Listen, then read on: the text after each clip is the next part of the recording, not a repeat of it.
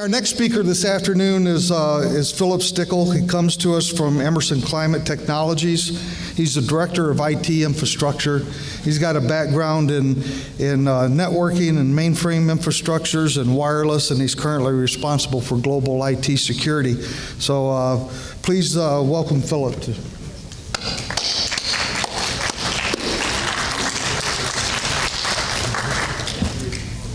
How does this work here? Which is on, blue is on. Okay, we just put it on. It's got the gold. And just put this some way. How do I advance the slides here? Just There's a clicker right here. Okay. I should get it for you. How does this clip on? Yep. Thank you. Sorry about that. No problem. Good afternoon, everyone. Hopefully you can hear me. My name's Philip Stickle. I'd like to start off by giving you all a little perspective on myself. I started off working at Copeland 22 years ago. We were about $300 million in sales. We had maybe 10 facilities. Today, 22 years later, I work for Emerson. They're headquartered out of St. Louis, and I work specifically for Emerson Climate Technologies with responsibilities in St. Louis. I mention that because starting out 22 years ago, I had no vision of what I would be doing, the countries I'd be seeing, the cultures I'd be interacting with. And I'm speaking to you college students. The limitations you place on yourself, the limitations that other people place on yourself are false. I never envisioned I would ever go to college. I've installed facilities over in China. I've installed facilities in Thailand. I interact with these individuals on a daily basis. I travel there quite frequently. So if you want to do something, it's available to you. Don't limit yourself. A little bit nervous, not used to public speaking. Let's get into the presentation. I also am going to come from a different perspective than a lot of the other speakers. I deal in the manufacturing world. If you look at my network, 60% of my devices are not PCs. They're not mobile phones. They're not laptops. They're programmable logic controllers that sit on the assembly line. They're refrigerators, ice machines, controllers for lights. They're environmental controls, such as thermostats. We're now hooking these things to the internet. We're controlling these things from a network operations center in Xi'an, China, Manila, over in Czechoslovakia. So I'm coming to this from a little bit different perspective. Oh, the clicker. Push the up arrow here. There we go.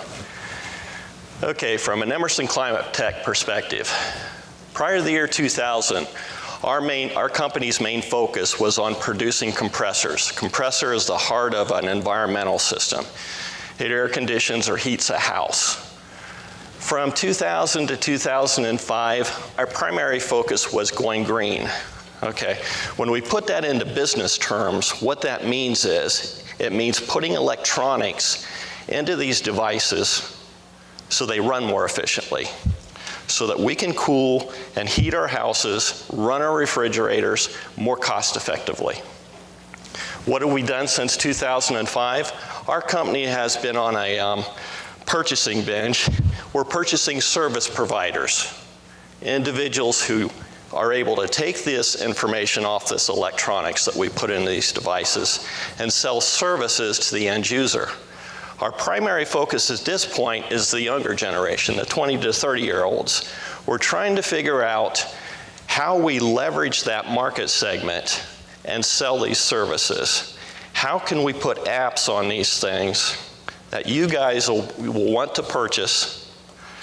How can we put intelligence into these systems so that we can maintain these things cost effectively? That's our focus at this point. I'm going to start out with mobile device drivers. kind of give an overview from my perspective of where I see the mobile device market. Generational trends. I've seen some surveys out there, and firsthand, I have children that are in the 20 to 30-year-old range. 90% of the innovative generation, which is what we call that generation, prefer wireless to Starbucks. Okay, 70% would give up chocolate as opposed to this phone. 70% stated it would be hard to maintain social relationships. That's very foreign to me. Device trends. Why would I go out and buy a GPS? I've got everything I need right here or on my tablet. Apps, and more apps. That's where we're at from a manufacturing standpoint. I came initially into the company, we made hard products. Now where are we focused? App development. What apps can we do that the younger generation will leverage and ultimately we can make money off of? Historically, where did we start out? When I first came to work at Copeland, I had a pager. We then moved to a BlackBerry. Now where are we? We're with Steve Jobs and the Apple iPhone. This thing is miraculously, when I look at when I entered the workforce, what this thing can do is just absolutely astonishing to me. Where are we from a Copeland standpoint? If you go back to the 1990s, we made that compressor on the left-hand side. In the 2000s, we purchased a company down in Atlanta, Georgia. They make a controller that's called the Einstein unit. Sits on your wall, can control your lights, your refrigeration machine. It can talk to that compressor. We also, part of our company is a company called White Rogers. You'll see those in Lowe's. They make controls, thermostats. We've recently purchased a company called Johnson Controls. If you look at that cargo boat over there, amazing little side story. That thing has containers on it. Inside those containers are bananas. We pick up bananas, they put them in that container. We have to get those bananas to the Krogers of the world. If the temperature on those bananas varies more than 3 to 4 degrees, bananas become garbage. It's very important in our industry that with this new company that we maintain the temperature on those bananas, where the reason we purchased that company is due to the wireless and the services that we can sell. We can hook those containers together. We can network those environmental systems basically together. We can monitor those globally around the world 24/7. And the producers, the individuals who are selling those bananas, we can sell a service to them guaranteeing them that that temperature will not change and thus reduce their shrinkage, increasing their profit margins. So that's where we're going from an industry, from manufacturing compressors to selling services like that. Down in the lower right-hand corner is a thermostat made by White Rogers. And if you're like me, you envision a thermostat as a device that sits on the wall that controls your temperature. Later on in this presentation, I'm going to change your vision or your definition of a thermostat. Conclusion of this part of the presentation. You know, how do things evolve? How do I envision things evolving within my industry? I see things that have come into my industry as more of a niche item. Okay, they put some electronics on the compressor. We made a few dollars on it, but it never really made sense. Why did we do that? Well, the younger generation looked at that, came in, started working with us out in the commercial world. They leveraged those things for functions that I would have never dreamed of. That is where we get to innovation. When I look at Steve Jobs over here, I look at an individual, and my analogy of this individual, he's an individual who's developed the left side of his brain and the right side of his brain. I'm analytical, I'm an engineer. This gentleman understands the soft side of things, and he was able to take a computer and develop something that is aesthetically pleasing, which is marketable, which we can sell, but it's also useful. So in my viewpoint, Steve Jobs was able to take the engineer on the far left, the innovation on the right, combine those things and do something astounding. I also like quotes from individuals.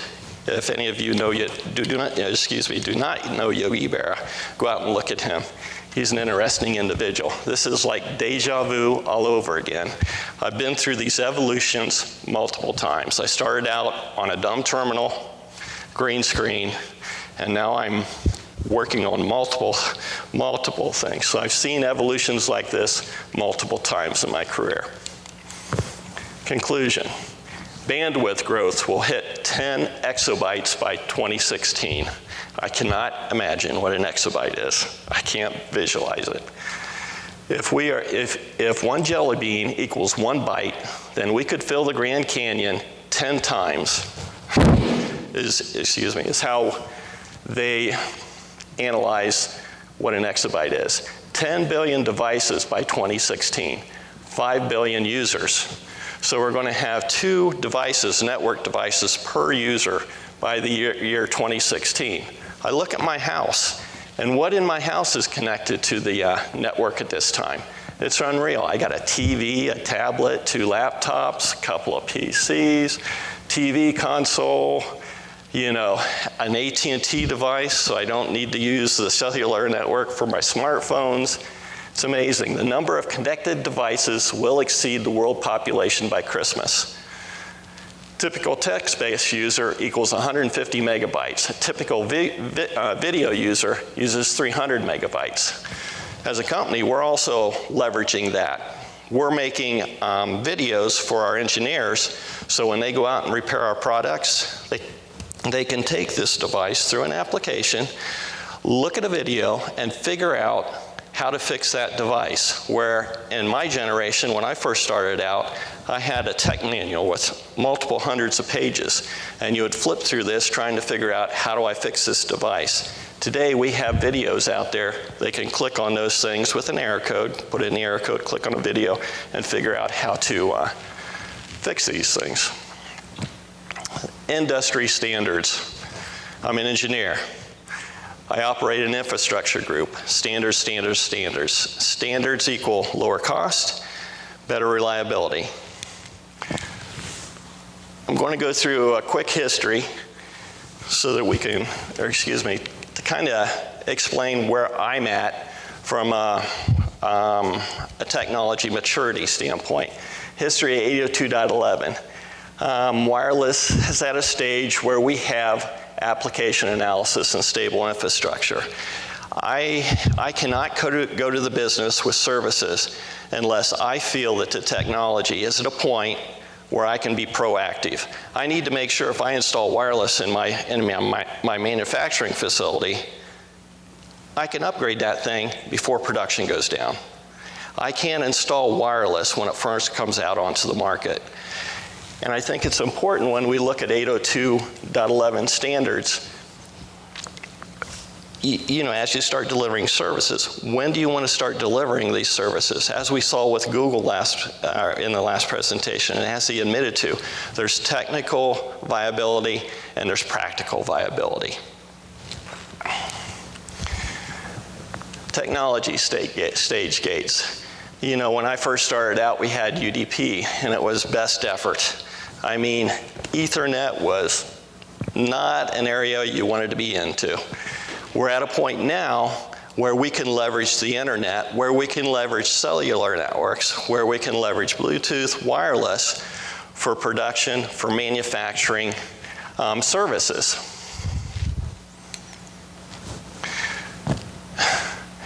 Autonomy, from a wireless maturity standpoint. Give you a little history of where we are within Emerson Climate Tech. We started out probably 3 or 4 years ago. We installed autonomous access points. Not very reliable. We used it for back office applications. Some meetings.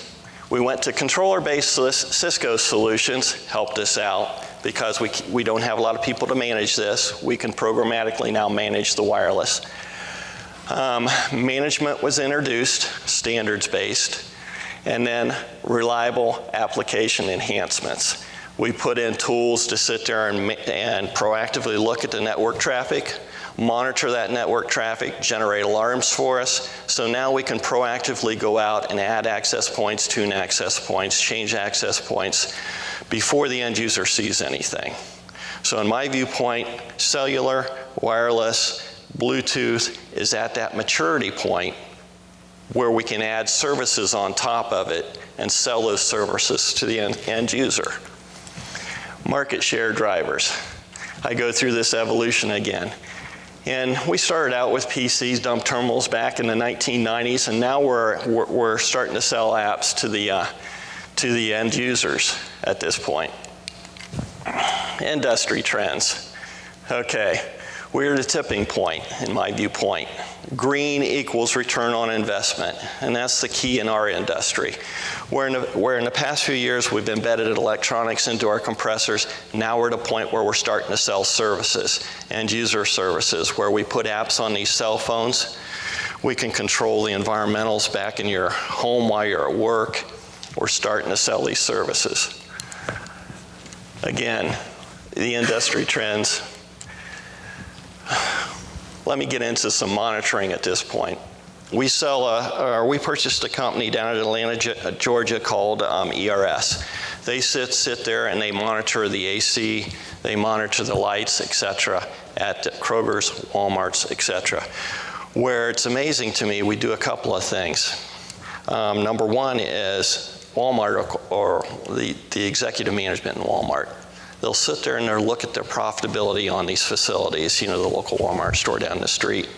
They'll look at the profitability of that thing, and it'll get to the end of the month and they'll say, well, you know, we'd really like to get a couple of more tenths of a percentage of profitability out of that facility. They call us up and they say, hey, can you go in and lower the AC at that facility so that we can get some more profitability? They dim the lights. They turn down the heating. They change the refrigeration.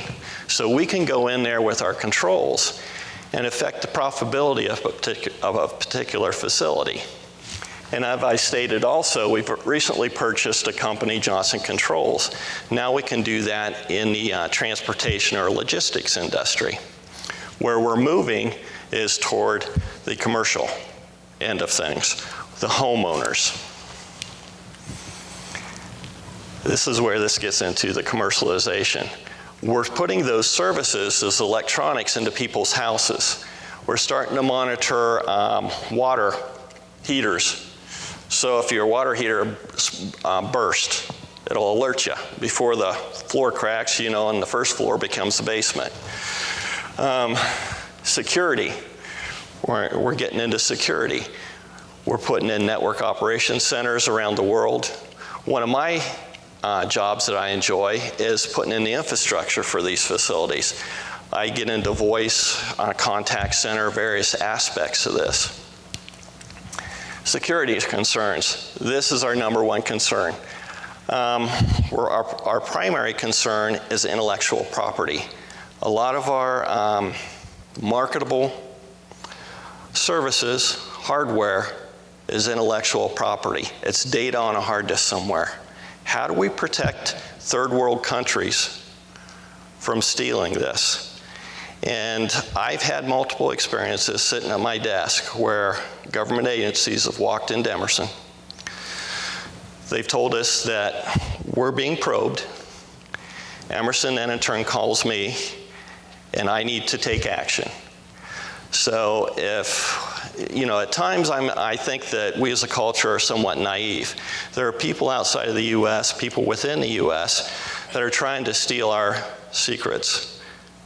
We also have a company within Emerson that controls the petroleum, the gas lines and so forth.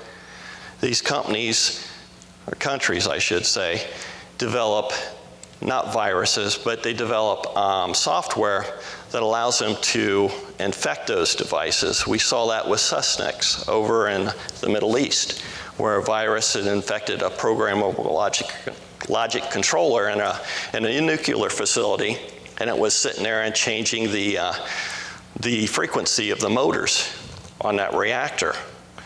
So we're concerned about that. So from an intellectual property standpoint, and from my perspective, the IT perspective, we're changing our focus. Viruses, the way I ask people a typical question, what is antivirus used for?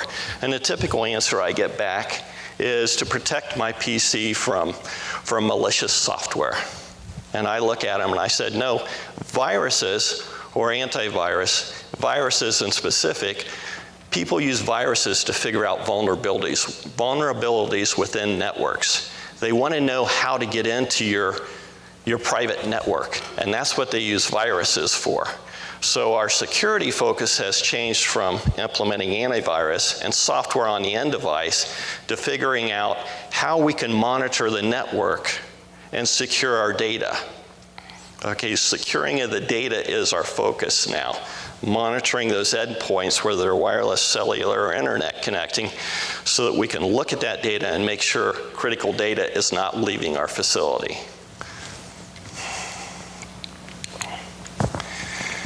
Strategies. We use different strategies to do that, but primarily one tool that I would recommend is a tool called OpNet. It sits there and monitors your network traffic real time, and I've had a lot of luck with it. We also use end monitoring, such as internet filtering. I shouldn't really say internet filtering, internet monitoring, where we sit there and look at our traffic on the boundary points of our network. The future. Here's where we're having some issues. When I look at services, we come from a hard manufacturing background. Everything is hinged on our stock price. The people who purchase our stock like to see consistent growth. When you get into the service industry, that's not typical. You may have a contract from a Walmart or a Kroger's that cancels and your stock price goes down dramatically one month and then up the next because you get 3 other contracts. So we're trying to figure out strategies on how to manage the wireless commercialization, these services that we're selling. This thing, if any of you have not seen this, this is a thermostat. Talk about Apple, Steve Jobs, what he's done for this world. Okay, individuals that worked within Apple, you've seen executives quit. One executive quit, and he decided he was going to manufacture thermostats. To me, it's kind of strange. Why would a guy that made this thing want to make thermostats? I started reading into this thing. This thing has artificial intelligence built into it. It'll sit there weekly, monthly, understand when you typically are at home, when you're not at home. It'll understand, okay, I go out on the weekends, so I typically don't come home on Friday till 1 or 2 in the morning. But Monday through Thursday, I come home at 7 or 8. It can understand that and automatically control your electricity use, reduce the amount of power consumption that you have. When I look at that thing, does that look like a thermostat? To me, that's aesthetically pleasing. When I go up to that thing, there's nothing mechanical on that. It's a touch screen. It's an application. That's a computer running an application. So aesthetically, I like that better than a White Rogers or a typical thermostat. So I'm seeing an evolution coming out of Apple. From a wireless perspective, this also connects up to the internet. It connects Bluetooth. It has a cellular chip in it. So you can control this thing from any smart device. The same thing that we're doing with our compressors. We're putting cellular chips within our compressors, within our various controllers and so forth. We're putting wireless connectivity into those things. So it's kind of interesting where the industry is going.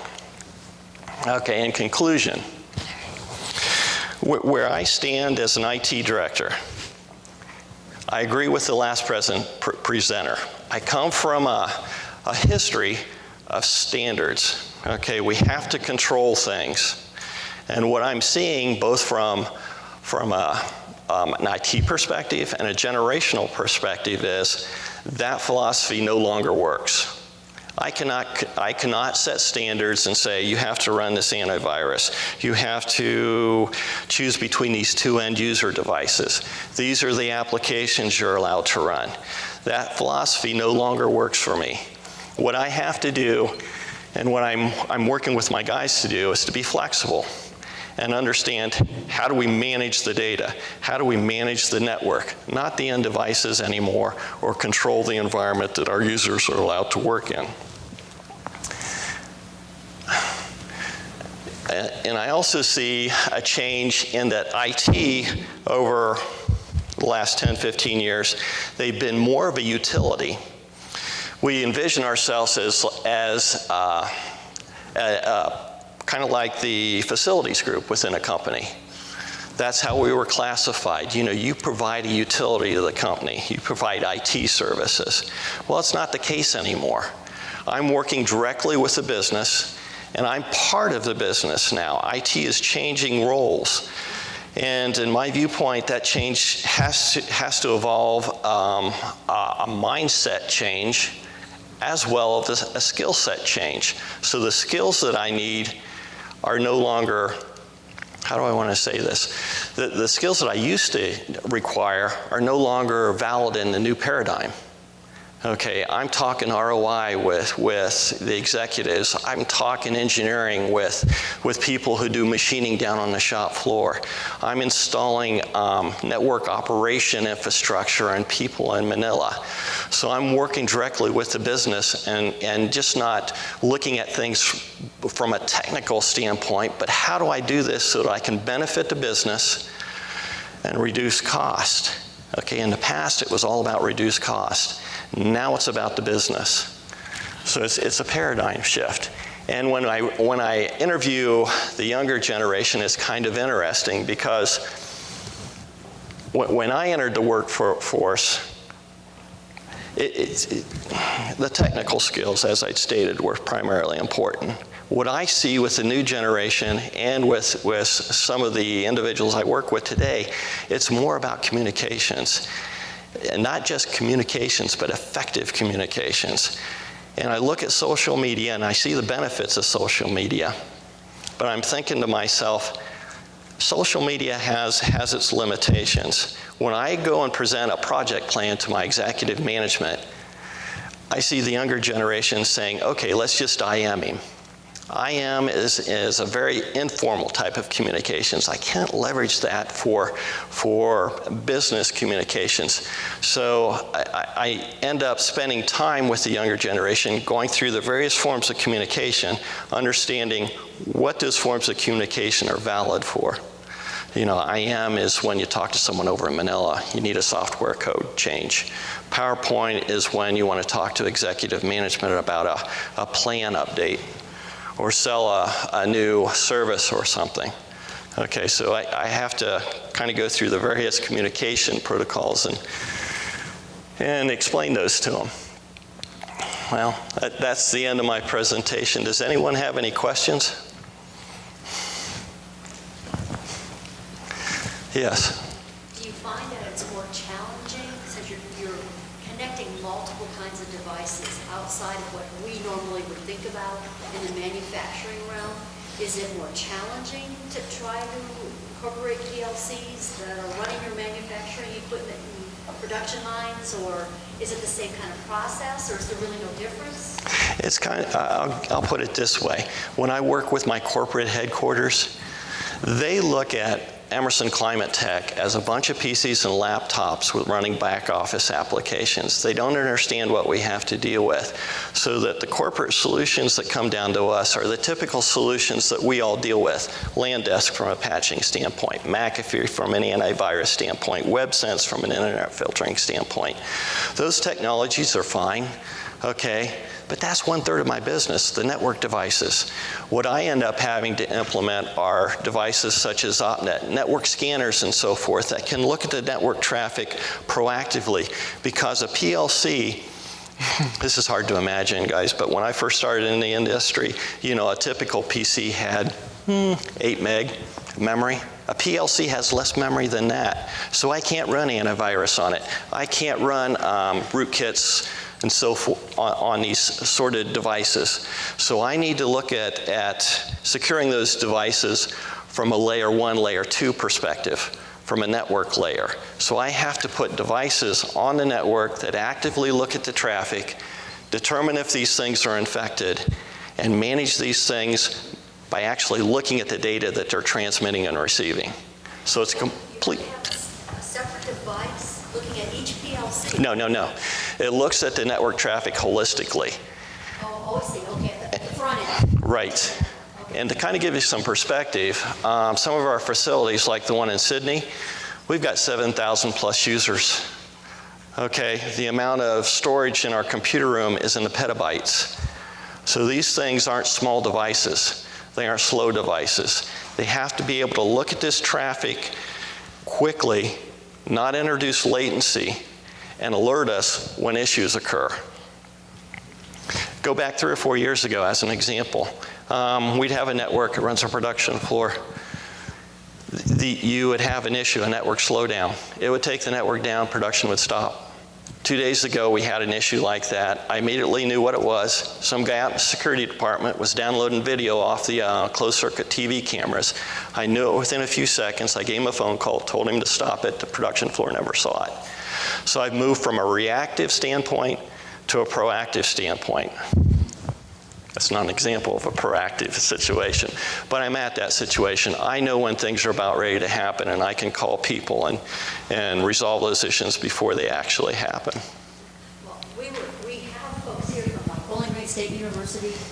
We have folks here that are from like Bowling Green State University and Owens, Community College as well, and of course the University of Findlay, other businesses. I'd be real curious to hear from them. Can they proactively do what you just described I would be too. on their campuses? Can you do that now? To a certain degree, yes. We have. What?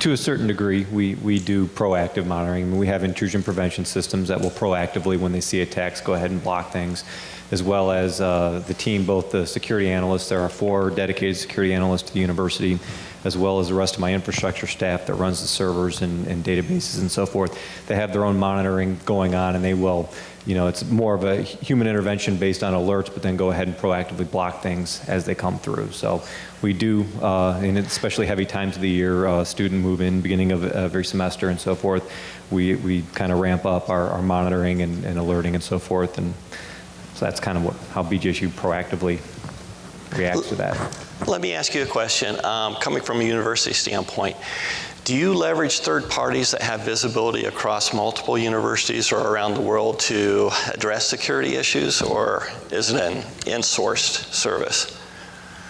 We don't leverage in that we have a contract with any sort of organization, but there are groups one's called REN ISAC, which it's kind of a consortium of universities that have various sensors, and they communicate amongst each other to alert each other of different the kind of trends that are going on, along with organizations like EDUCAUSE and lists and so forth, that we kind of have a tight-knit community to discuss things like that. But we don't have any sort of contractual obligation or contract with anybody to do anything like that. Okay.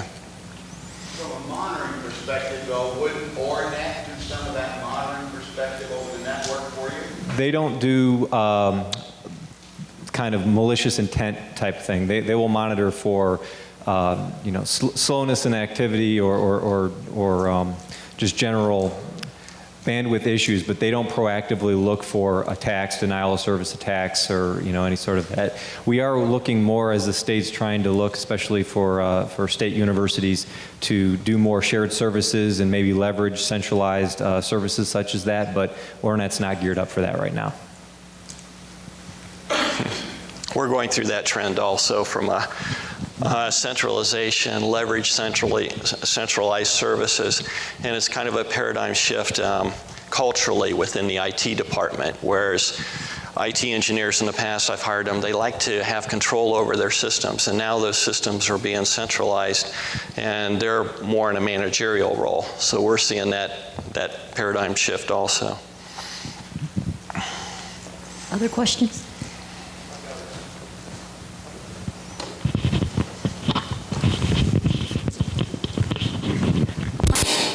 sorry. Mine's not so much a question, but I'm Watchtower IT Services. I provide IT services to small businesses here in Findlay, and we do provide managed services, which means we do provide proactive monitoring of systems for small businesses here in the Findlay area. So you would buy our service, and we would monitor your machines for you to take care of any kind of attacks from a small business standpoint, since they can't usually afford to hire an IT person to do that for them. We've saw benefits from that because we have limited experience from a security standpoint, but when you engage with a third party, they have experience and have seen issues globally, and they can bring that experience back into a small facility, I should say a facility like Sydney, Ohio.